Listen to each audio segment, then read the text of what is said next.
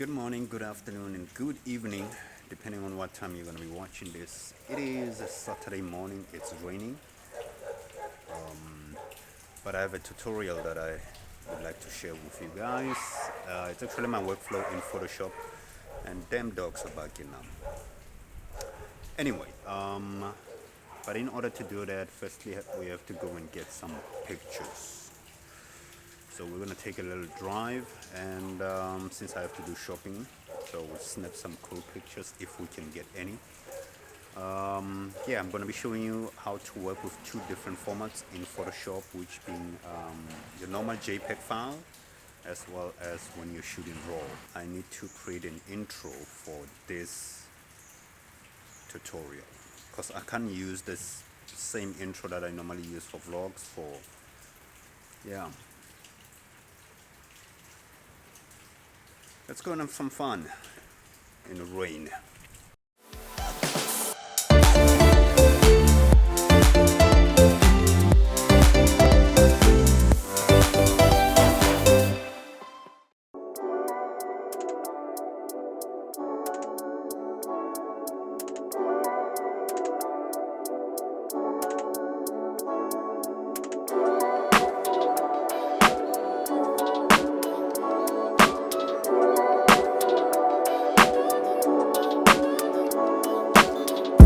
Alright, now that we have both our images here, we're going to go ahead and begin editing.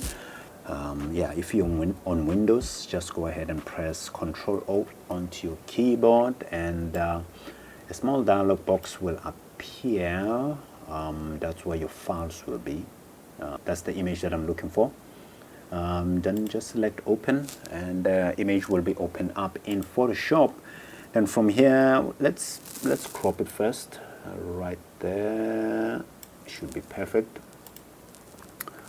Right there should be perfect. Now, first thing I'm going to do, I'm going to attempt to reduce the highlights. I'm already a little bit nervous because I don't know what's going to happen. This is a straight JPEG file. Then go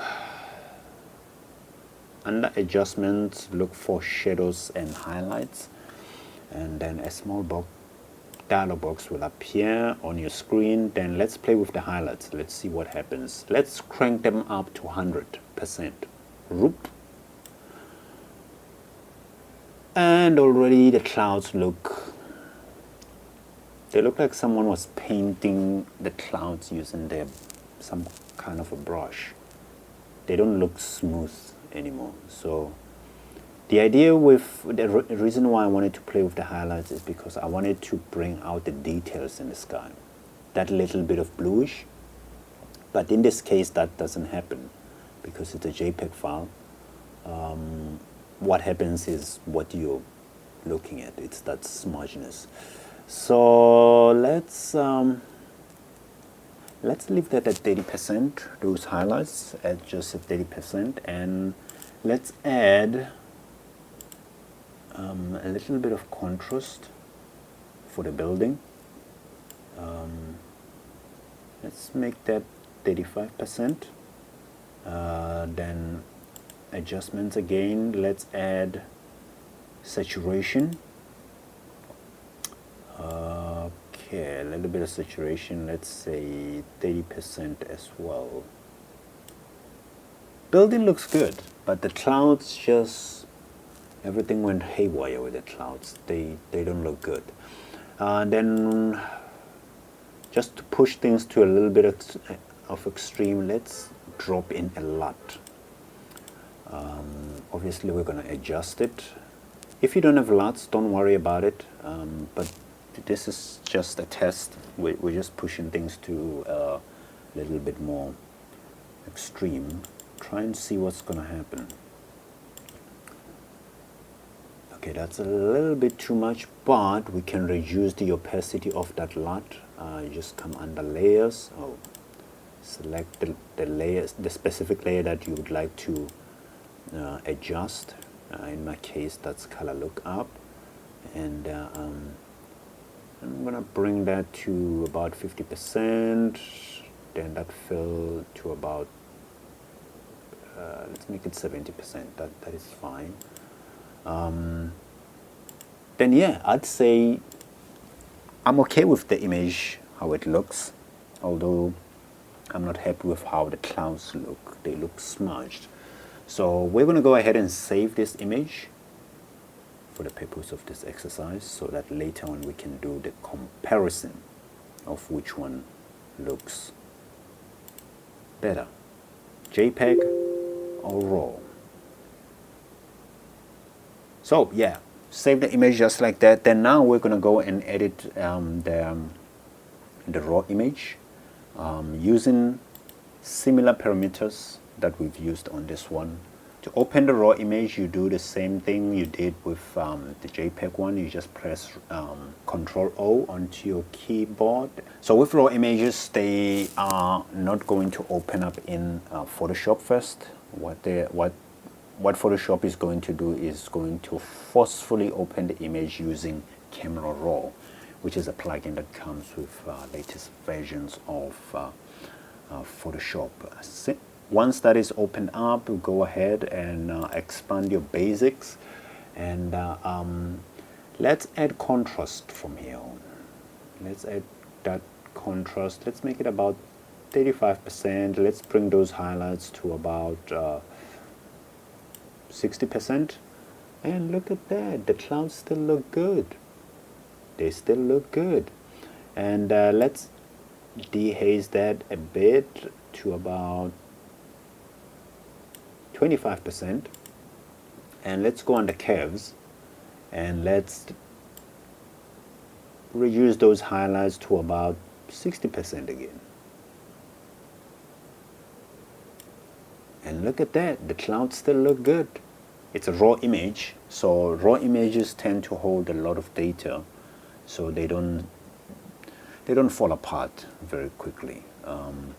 You'd have to really crank up things to ruin a raw image. All right, cool. I'm happy with that, how this image looks. So we're going to go ahead now and open it up in Photoshop, and by selecting open down here at the bottom, your image now is in Photoshop. So what we're going to do from here is throw in the LUT, same LUT that I used on the other image, and then we will be done. So adjustment, color lookup, double click onto that, reduce those parameters 50% and 70%, and voila, there you have it. Let's save it, and once saving is done, we are going to look at the comparison between the two images. Save it as JPEG as well. So yeah, once that is done, let's have a look at the difference between the two images. All right, let's have a look at the comparison between the two images. Right here at the middle of the screen, on your right, that's the raw. That's the JPEG image. Then on your left, that's the raw image. So when you look at that closely at the building, you don't really notice that much difference. They sort of like look at the same, except with JPEG, there's a little bit of contrast and saturation, and then with raw image, you have a little bit of contrast with detailing. You could actually see where the building is a bit wet and where it's a bit dry, whereas this side it looks like the whole building is wet, but it wasn't. But then let's move upper, right, to the cloud section. As you can see with the JPEG file, it looks like it just looks, yeah,